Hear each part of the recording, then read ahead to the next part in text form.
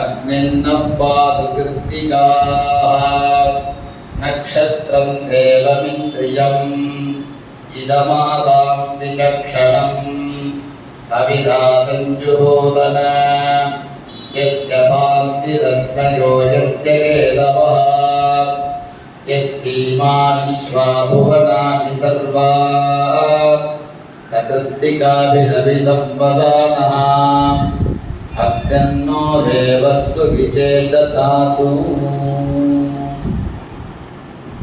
நமஸ்காரம்.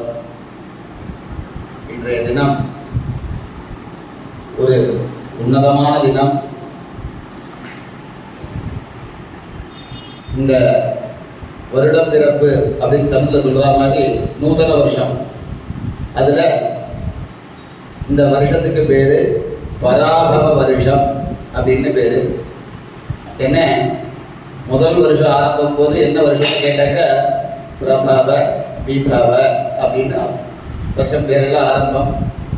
இந்த வருஷத்துக்கு பேர் பராபவ வருஷம் அப்படின்னு பேர். அந்த பராபவ வருஷம் ஒரு வருஷத்தையுடைய தேவதைகள், அந்த தேவதைகள்லாம் யாரு, இதெல்லாம் நம்ம இன்றைய தினம் பார்க்க போகிறோம். இந்த பஞ்சாங்க பட்டனம் அப்படின்னாக்க 5 அங்கங்கள்: திதி, வாரம், நட்சத்திரம், யோகம், கர்மம். இந்த 5 விஷயங்களையும் நம்ம நித்தியபடியே ஸ்மரணம் பண்ணாக்க அதோட தேவதைகளுடைய ஆசீர்வாதம் நம்மளுக்கு கிடைக்கிறதா. என்ன இன்னைக்கு சதவிஷ நட்சத்திரம், சதய நட்சத்திரத்துக்கு தேவதை வருணனா. க்ஷத்ரஸ்ய ராஜா வருணோதி ராஜः நக்ஷத்ராநாகும் சதவிஷத்வசிஷ்டः தௌ தேவேப்யः க்ருணுதோ தீர்க்கமாயு அப்படிங்கிற மாதிரி ஒரு நட்சத்திரத்துக்கும் ஒரு தேவதை உண்டு. நம்ம எப்படி நட்சத்திரங்கள் ஆரம்பிக்கும் போது அஸ்வின்யாதி நட்சத்திரங்கள்னு சொல்கிறோம் இல்லையா? அஸ்வினி, பரணி, கார்த்திகை, ரோகிணி, மிருகசீரகம்னு சொல்லிட்டு இருக்கோம். இப்போ வேத ரீதியா கிருத்திகையிலேருந்து ஆரம்பிக்கிறான். கார்த்திகை, ரோகிணி, மிருகசீரகம், திருவாதிரை, புனர்பூசம் முடிக்கும் போது அபபரணி வரைக்கும் முடிக்கிறான்.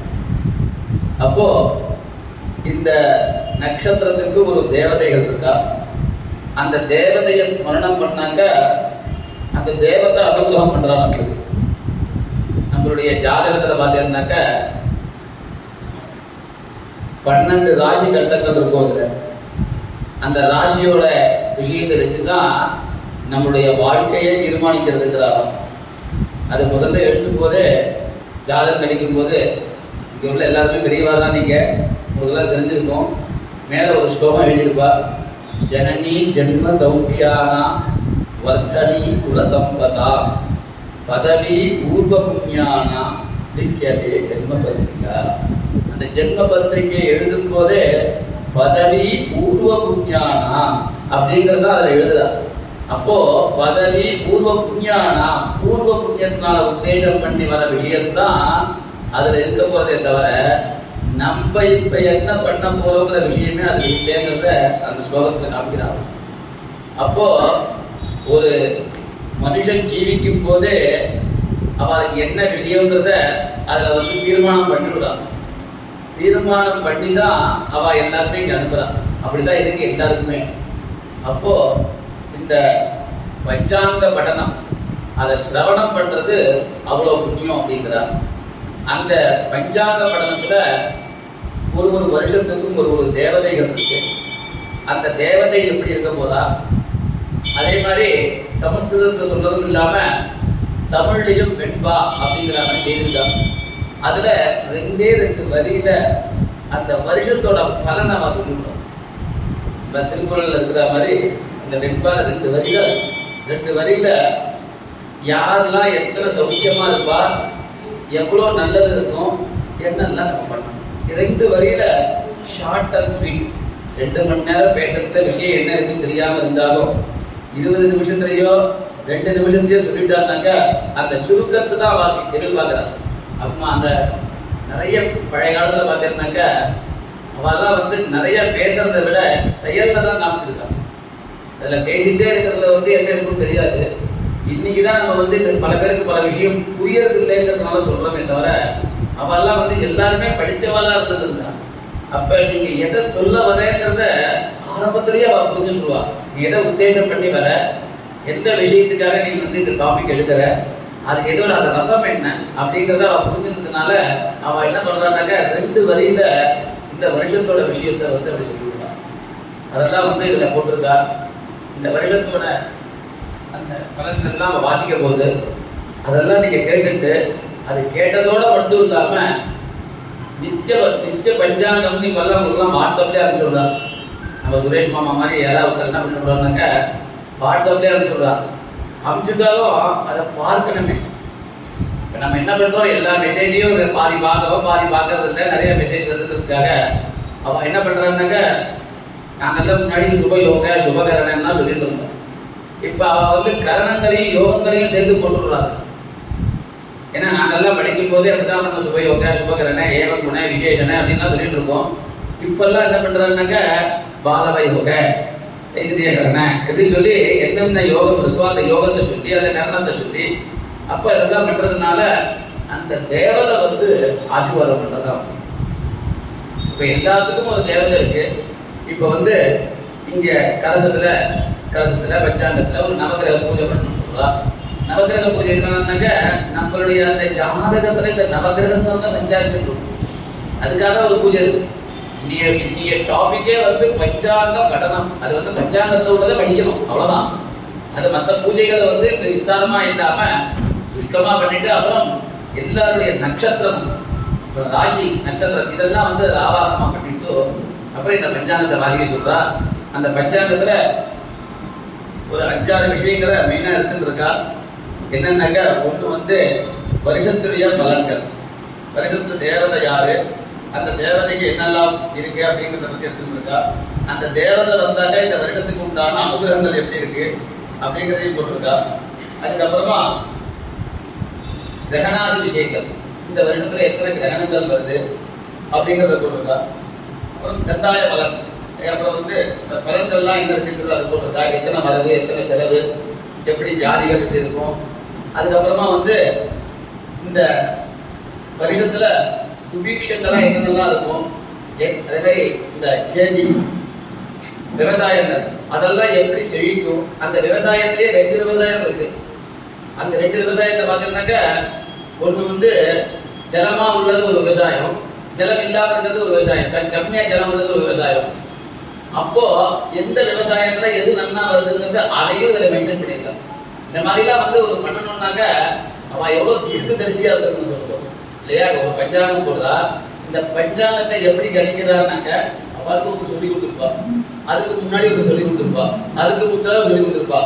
என்னைக்கோ சொன்ன விஷயத்த இன்னைய வரைக்கும் ஃபாலோ பண்ணணும்னாக்க, அது மாறாம ஃபாலோ பண்ணணும்னாக்க எல்லாம் சாத்தியமா இருக்கான்னு தெரியல.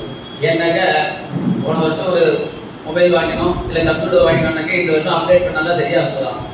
அதே நம்மளே பார்த்துட்டு இருக்கோம். நம்ம இந்த ஜெனரேஷன்ல பார்த்துட்டு இருக்கோம், 2Gயை பார்த்தோம், 4Gயை பார்த்தோம், 5Gயை பார்த்துட்டு இருக்கோம். அடுத்த NG வர போறது இல்லை. அதனால இதை இப்பயே பார்த்துட்டு இருக்கோம், நம்மளுக்கு தெரியுது. அப்படின்னாக்க ரிஷிகள் வந்து இது எங்கேயோ உள்ள விஷயத்த அதை வந்து கண்டுபிடிச்சி இந்த மாதிரி வருங்கிற தீர்மானம் பண்றாங்கனாக்க எவ்வளவு தீர்க்க தரிசியா இருக்கும். எத்தனை தபஸ் இருக்கணும் அவளுக்கு. தபஸ் இல்லாம அவளால எப்படி உருவாக்கிக்க முடியும். இன்னைக்கு வந்து நம்ம சொல்ற விஷயத்த ஒரு 25 வேணா ஏத்துக்காம இருக்கலாம், 75% ஏத்துக்கதான் செய்யலாம். 25% வந்து எதனால ஏத்துக்கிறது இல்லைன்னாக்க நம்மளுடைய கால்குலேஷன் இருக்கு. அந்த கால்குலேஷன்ல ஏற்கனவே சொல்லி கொடுத்த கால்குலேஷனும் நம்ம பண்ற கால்குலேஷனும் வேற மாதிரி இருக்கிறதுக்கு வாய்ப்பு இருக்கலாம். ஏன்னா எங்க வாத்தியார் சொல்லுவார், ஒருத்தர் வந்து அத்தியனம் பண்ணும்போது வாத்தியார் ஒரு 100% பண்ணியிருந்தாருனாக்க அவரோட சிஷ்யரை அப்படியே கிரகிச்சிக்க முடியாது. அது ஒரு 75% தான் கிரகிச்சிக்க முடியும். அடுத்த ஜெனரேஷன்ல பார்த்தோம்னாக்கா அது ஒரு 25 கம்மியாகும், அடுத்த ஜெனரேஷன்ல அது 25 கம்மியாகும். இப்படி கம்மியாகிட்டே வரும்போது அவளுடைய கால்குலேஷனும் கீழே உள்ள கால்குலேஷனும் எவ்வளோ சேஞ்சஸ் இருக்கும். அப்படி சேஞ்சஸ் இருந்தாலும் ஒரு சில விஷயங்களை தவிர மற்றதெல்லாம் சரியா இருக்கும், அடிப்படைகள் சரியா இருக்கும். அதனாலதான் நம்ம வந்து பஞ்சாங்கத்தை இன்னி வரைக்கும் ஃபாலோ பண்றோம். அப்போ 4 யுகம், கிருதயுகம், திரேதாயுகம், துவாபரயுகம், கலியுகம். அப்போ இந்த கலியுகத்துல எத்தனை வருஷம் இது வரைக்கும் இருந்திருக்கு, அந்த கலியுகத்துல எத்தனை வருஷம் இது இருக்க போகுது அப்படிங்கிற விஷயத்தையும் இதில் மென்ஷன் பண்றார். அதெல்லாம் வாசிக்கிறேன். ஏன்னா மேற்கொண்டு இங்க நீங்க திருக்குறளுக்காக வந்திருக்காரு, நான் மாட்டுக்கு பேசிட்டே இருந்தேன்னா அப்புறம் மாமா சொல்லுவேன்.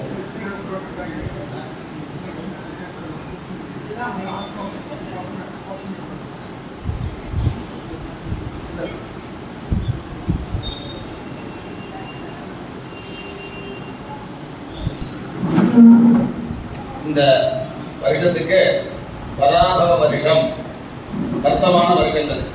அந்த பராபவ வருஷத்திலேயே நிறைய உட்பிரிவுகள் இருக்கு. ஒரு இதுக்கும் ஒண்ணு கதசாலி வாகன அப்படின்னு ஒரு வருஷம் இதுக்குள்ளே இருக்குது. அதுக்கு அந்த வருஷம் 1948, 49 இந்த வருஷத்தோட இது விஷயம். அப்புறம் கலியப்தம், கலியப்தம்னா கலி முடிஞ்சு 5127 வருஷம் தான் ஆயிருக்கு. இப்போ இன்னும் நிறைய வருஷம் இருக்குது. சேஷ கலி எவ்வளவு இருக்குன்னு கேட்டாங்க 4,27,873 வருஷம் பாக்கி இருக்கு. இன்னும் நிறைய இருக்குதுல்ல. அப்போ இதுல வந்து பஷலின்னு ஒரு வருஷம் இருக்கு, வர்த்தமான இங்கிலீஷ் வருஷம் இருக்கு. நமக்கு தெரிஞ்சல இந்த வருஷத்துக்கு என்னடா அப்படின்னு கேட்டாக்க இருக்கும் 26 and 27 அப்படின்னு சொல்லுவோம் இல்லையா, 2026. அதுல வந்து வர்த்தமான இங்கிலீஷ் வருஷம் வந்து 2026 and 27. அப்புறம் பஷலின்னு ஒண்ணு இருக்கு, அது 1435 and 36. அப்புறம் கொல்லம்னு ஒரு வருஷம் இருக்கு, அது 1201 and 202. சௌராஷ்டிரா விஜயம்னு ஒண்ணு இருக்கு, அது 714. வர்த்தமான ஹிஜரி அப்படின்னு ஒண்ணு இருக்கு, அது 1447 and 48. விக்ரமசகம் அப்படின்னு பேரு, அது 2082, 83. வள்ளுவர் 2058. பிரபவாதி சொல்றேன், பிரபவாதி சக்தி சம்பத்சரான பத்தி அது 40வது. இந்த மாதிரி சேஷ கலி எவ்வளவு இருக்குன்னாக்கா 4 லட்சம் விஷயத்தை சொன்னோம். அப்போ இந்த வருஷத்துக்கு இதெல்லாம் பேரா இருக்கு ஒரு இடத்துல. அப்போ இந்த 2026, 27 வருஷத்துக்கு ராஜா யாரு அப்படின்னு பார்த்தாங்க, ராஜா வியாழன். அப்போ ஏன்னா இந்த வருஷத்துக்கு ராஜா வந்து வியாழன், மந்திரி யாருன்னா செவ்வாய். அப்புறம் சேனாதிபதி சந்திரன், அர்க்காதிபதி சந்திரன், சஸ்யாதிபதி சுக்கிரன், தானியாதிபதி புதன், ரசாதிபதி சூரியன், நிரசாதிபதி சுக்கிரன், மேகாதிபதி சந்திரன், வருஷதேவதை லட்சுமி நாராயணர், பசுநாயகன் பாலபத்திரன். வருஷத்துக்கு இந்திய பர்வதத்தில் தென்கிழக்கு திக்கில் காலமேகம் உற்பத்தியாகிறது. ஏவமானத்தால் 100 யோஜனை உயரமும் 60 யோஜனை அகலமும் உள்ள மரக்காலால் 4 மரக்கால் கூடி மழை பெய்யும். இதில் 10 பாகம் சமுத்திரங்களிலும் 6 பாகம் மலைகளிலும் 4 பாகம் பூமியிலும் மழை பெய்யும். இந்த பராபவத்துக்கு இந்த வெண்பா அதையும் படிச்சுடுறேன். மிக்க பராபவத்தின் மேதையிற்கு மழை பெய்ய தக்க பசுக்கடை கழிக்குமே இக்குழு பலிக்காது 4 வழி வள்ளுவருக்கு பின்பம் கழிக்காதனவே கருது அப்படிங்கிறான். இதுல வந்து என்ன சொல்றான்னாக்க, இந்த நம்ம சமஸ்கிருதத்தை சொல்ற மாதிரி எழுதியிருக்காங்க.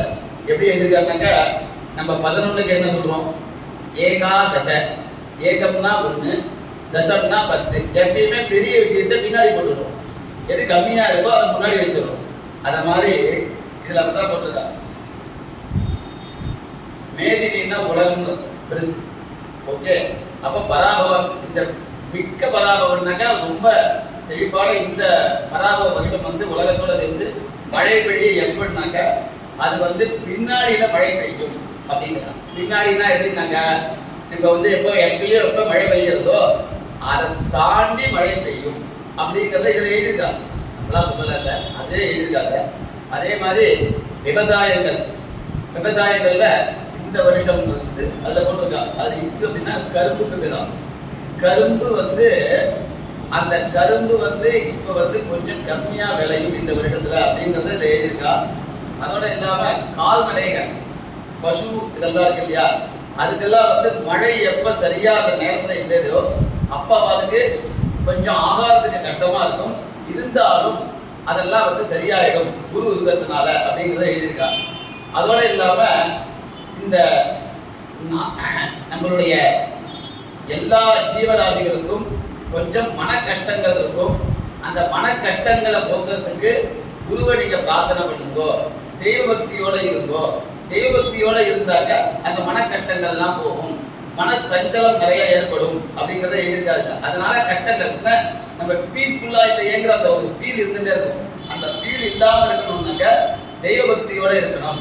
தெய்வ பக்தியோட இருந்தாக்க அந்த ஃபீல் இல்லாம இருக்கும் அப்படிங்கிறத இந்த வெண்பா குறிக்கிறது. அதுக்கப்புறம் சங்கராந்தி பலன், இந்த வருஷத்தோட சங்கராந்தி பலன் எப்படி இருக்குன்னாக்க,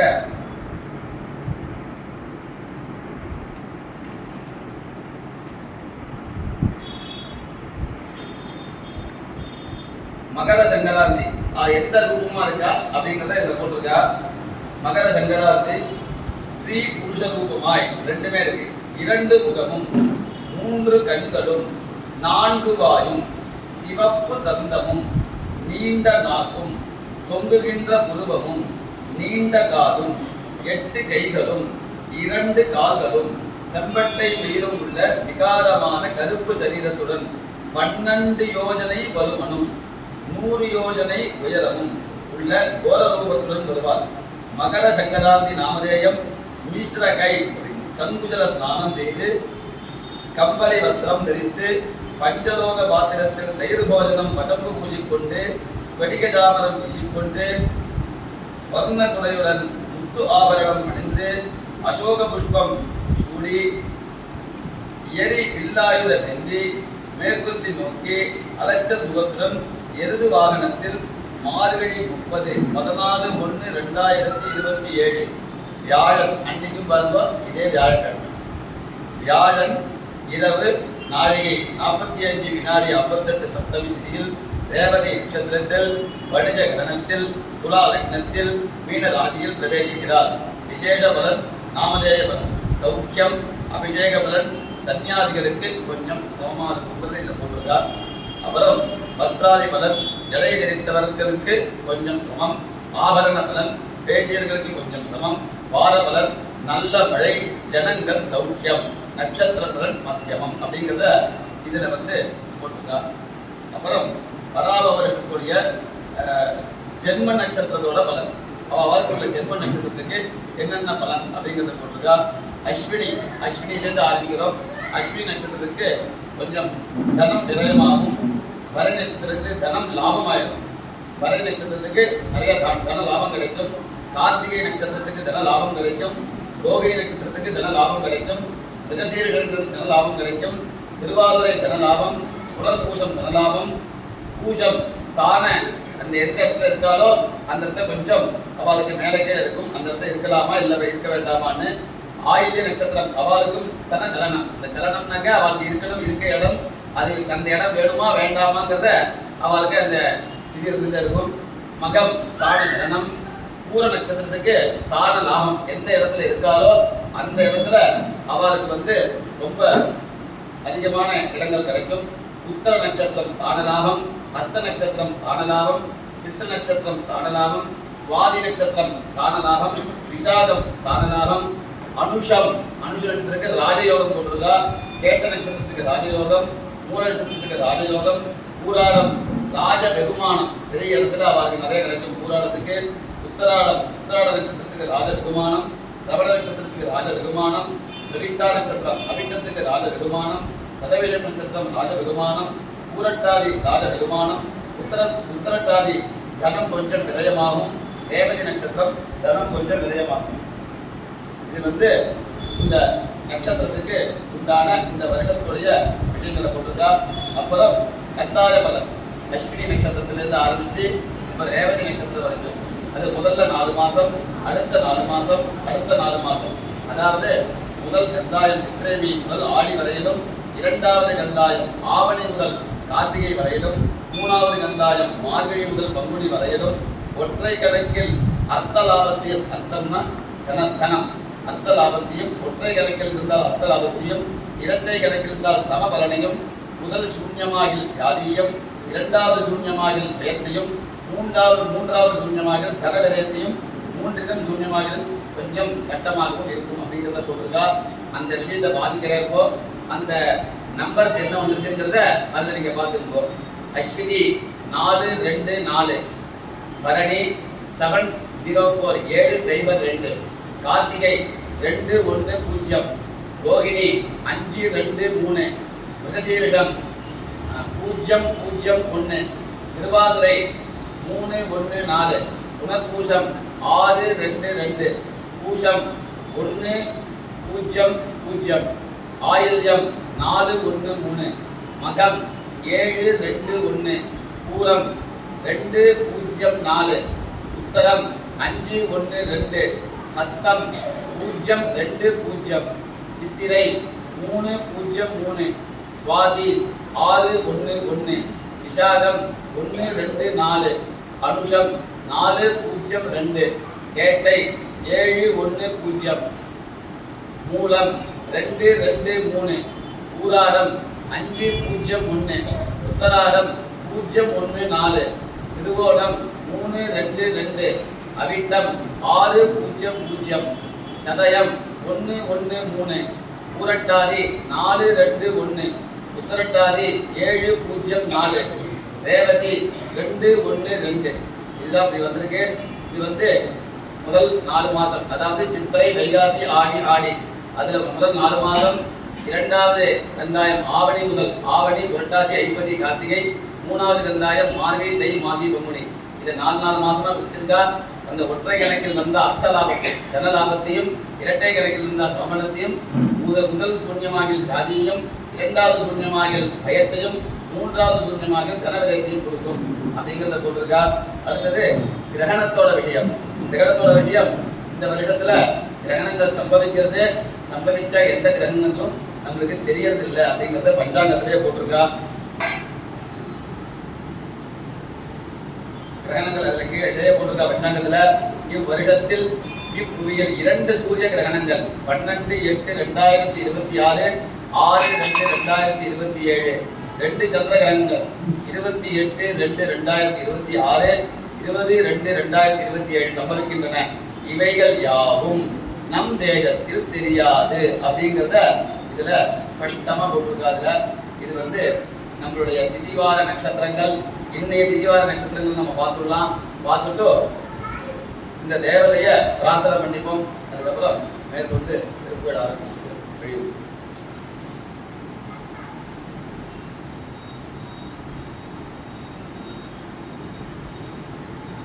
பராபவ வருஷம் சித்திரை மாதம் செவ்வாய்க்கிழமை துவாதசி திதி சதய நட்சத்திரம்.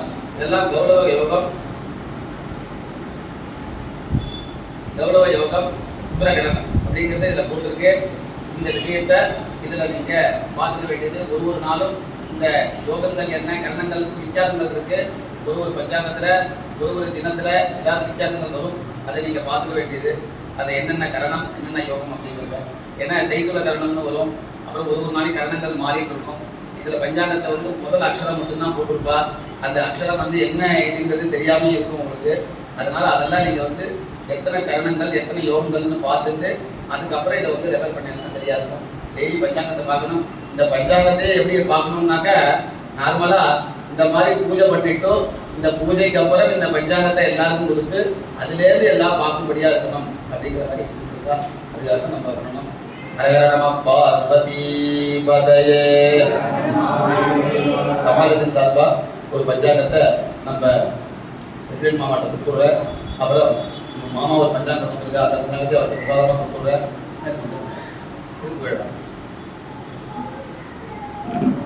ஆரோக்கியமாவிதாஸ்யோபமானம் மகீயதே தானியம் தனம் பசும் பகுபுத்திர லாபம் சதசம்பத்சரம் தீர்க்கமாயு. வெற்றிவேல் முருகனுக்கு. அரண்யகர்பகர்மஸ்தம் ஹேமபீஜம் விபாவசோஹோ அனந்தமுன்யமலதம் அதசாந்தி விடேச்சமே பஞ்சாங்கபடன சாத்புண்யார்த்தம் இதம் இரண்யம் ஆச்சார்யாய துப்யமஹம் சம்பிரததே நமம. ஓம் தத்சத்.